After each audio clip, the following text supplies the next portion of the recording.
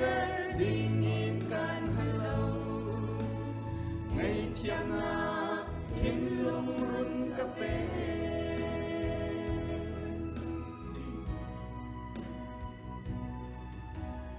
hi lei chung a mi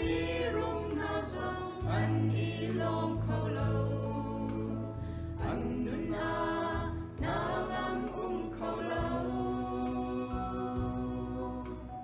hi lei chung a mi lian ha song an i lom hay lâu lei chung chu har na ram asi ôi ba ka har na cha kan hello in kho na tha giang tu run ka pe ngày chia ai ram na cha kan hello in kho na thiên lung phim run ka pe mi cha lâu na gu tin luật ter ding in kan hello ngày chiang na thiên lung run ka pe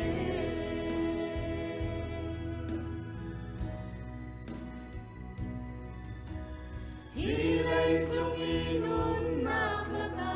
asum loi big le lung lam na ting an ti mi chu hi lei har nam tam pi lak le mi khi kar lakin apar mi lom nak nun asi boy pa ka har na cha kan hello in kho na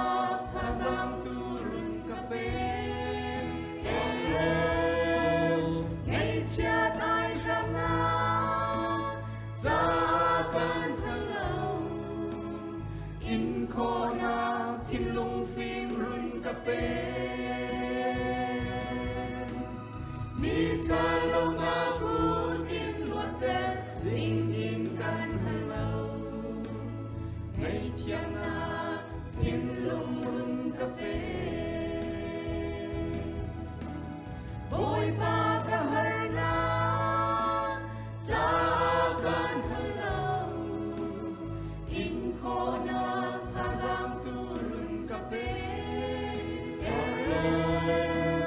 ngày chia ai ram na cha